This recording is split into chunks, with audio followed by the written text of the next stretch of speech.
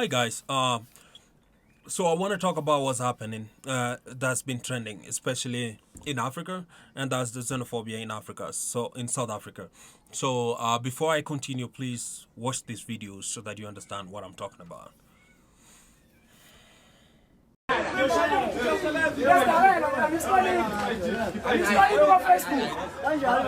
How no no my card? I'm not the doctor, I'm not the owner.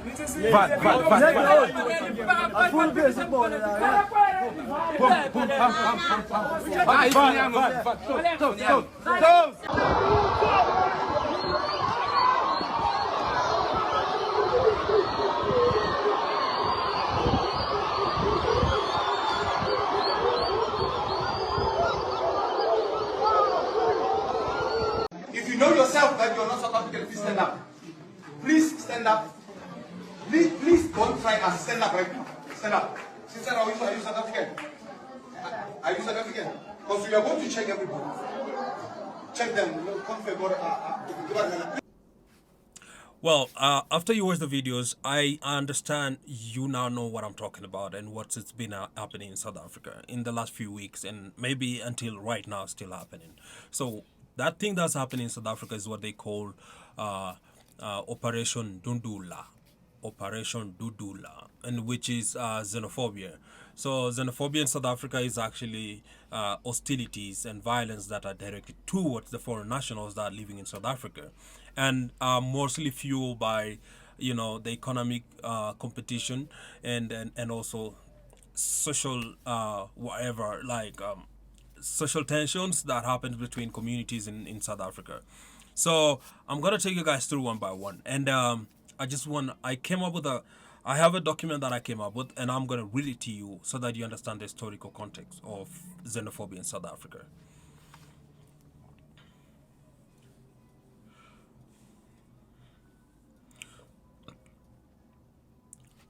So xenophobia in South Africa historically, it's actually outbroke back in 2008 to 2015, where in 2008 there was a lot of killing, and that was after 62 people were killed. After 62 people were killed, and thousands of people were displaced from their homes, and the violence was targeting mostly the Zimbabwean and the Mozambique. I remember the Mozambique and the Zimbabwean are neighbors to South Africa. So, but it wasn't only them suffering. Other nationals, other African nationals that resided in South Africa, they were actually, you know, being affected by this. And you know, you might be asking yourself, why are fellow black South African killing fellow Africans that are residing in their country, which is something normal. Personally, myself, someone who come from Kenya, I know Kenya is a country that hosts almost everyone that lives around them or even far from.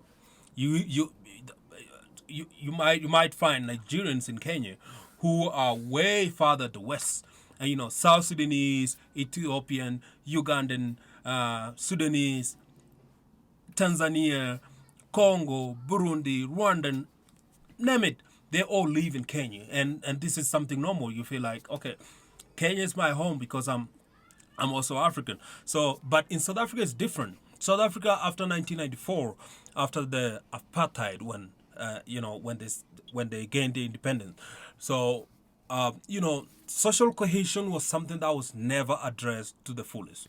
What I mean is that they did not come together, like they did not achieve social cohesion. They did not achieve you know, that togetherness. And in this case I'm talking about the white South African and the black South African. They did not you know, after the independence they didn't work on that, or that social cohesion was never achieved. And a lot of things started coming up, like unemployment, you know, crime. So these kind of things have been happening. And then the black South African now have a scapegoat. They realize there are people we can blame for this, and that's where they now talk about unemployment being caused by the migrants that migrated to South Africa to look for work or to do businesses and all that. They took jobs away from us and all that, and then also crime, of which if you go back and look at the crimes that happen in South Africa, you will realize these crimes are being committed by South Africans themselves. So this it's been the reason why they have been uprising, and you know, they go out sometimes in a year or sometimes in years. They conducted what they call Operation Dudula, where they go kill or even displace other African nationals that reside in South Africa. So right, if there is one person that's been outstanding in this situation, is the president of Ghana, who spoke out about this. And I'm not going to talk much or find solutions to whatever that's happening, but I'll play videos. I'll allow some videos to play here that can show you the evidence of how South African actually perceive other African national that lives in their country, and what they think they're doing in their country, and the reason why they don't want them there. Mark my words. This is what they mean. Go back and develop your countries. That's what they're saying. They're talking about you are not supposed to be in South Africa. You're supposed to be in your country and go develop your countries. In matter of fact, we all know South Africa is one of the most developed countries in Africa. That one is okay. But I wonder if these foreign nationals that are being chased away were not part of this development. If they didn't work, they didn't provide labor and all that to help in the development of South Africa. I don't know, but it's their country, it's their decision. But for me, I feel like we are Africans, and as Africans, we should have, you know, that togetherness. If these kind of things happen in other African countries, especially Congo. I would say Congo, Nigeria. Most of Congolese and Nigerians, they live in South Africa, and that's they are facing this xenophobia the highest. I would say that.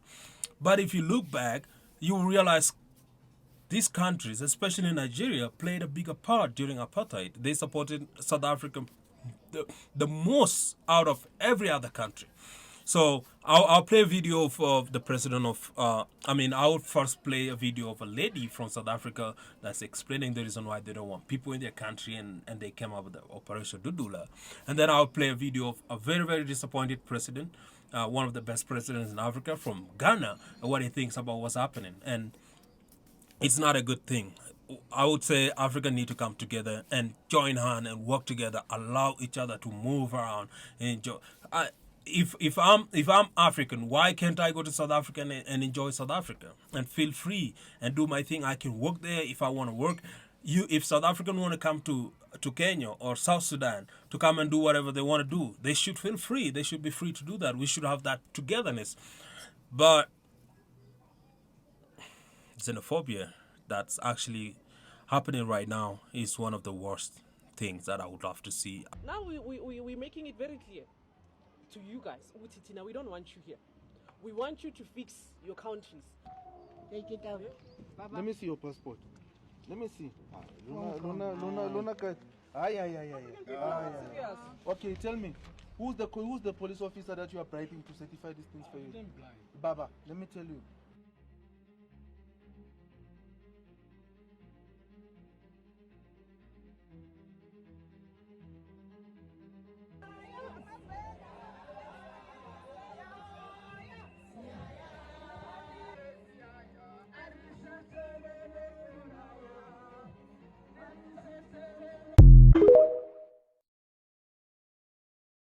I think that it's an issue that we are all worried about because of the specific circumstances of South Africa, and it's most regrettable and most unfortunate. I think that the young people of South Africa do not know what happened before they gained their freedom. The whole of this continent stood behind South Africa.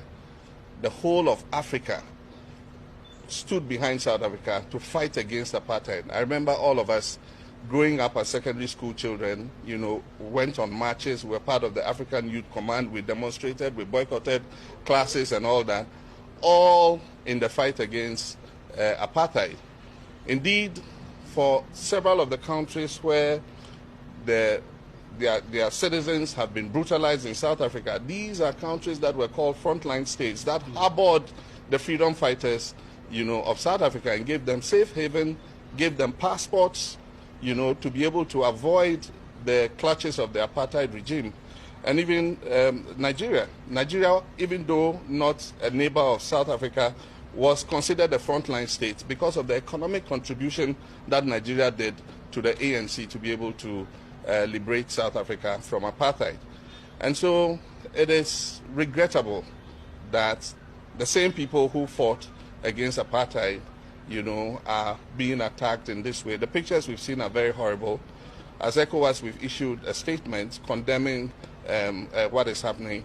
The unfortunate thing is this is not the first time. It keeps flaring up. And so while we're condemning this